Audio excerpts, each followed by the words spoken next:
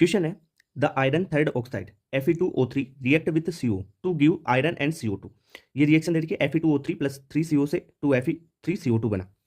The reaction of 480 gram of Fe2O3 with access of CO yields 252.0 gram iron, thus percentage yield is. अब देखो आपको percentage yield पूछी है, तो percentage yield कैसे निकालते हो, फॉर्मूला क्या होता है, कॉन्सेप्ट क्या होता है। देखो परसेंटेज यील्ड बराबर एक्चुअल मास ऑफ प्रोडक्ट, जो एक्चुअल मास कितना दे रखा है, एक्चुअल मास आपको 252 ग्राम आयरन, ठीक है, और expected mass of product. Expected mass कैसे निकालोगे, ये स्टाइक्योमेट्री है ना, उससे आप एक्सपेक्टेड मास निकालोगे। तो भाई आपको देखो एक्चुअल तो दे रखा है, एक्चुअल इतना बना 252.0 ग्राम आयरन, ये तो एक्चुअल है। अब एक्सपेक्टेड निकाल लेंगे, तो फॉर्मूले में पुट करके वैल्यू निकाल लेंगे। तो देखो Fe2O3 प्लस 3CO से 2Fe प्लस 3CO2। देखो Fe2O3 है ना, इसके एक मोल से 2 Fe बनते हैं, ठीक है।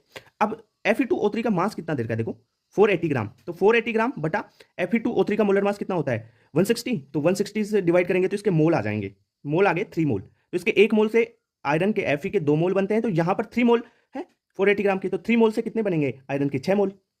ये बात समझ में। अब 6 मोल बन गए, तो 6 मोल का मास निकाल लेते हैं। आयरन का मोलर मास होता है 56, तो मास कैसे निकालोगे, देखो मोल का फॉर्मूला क्या होता है, मोल होता है वेट बटा मोलर मास।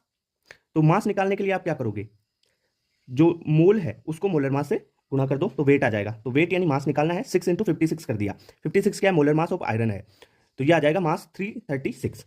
बस आ गया अपने पास, एक्सपेक्टेड ये आ गया, इतना एक्सपेक्ट कर रहे हैं इससे स्टाइक्योमेट्री से अपन, और एक्चुअल दे रखा है 252।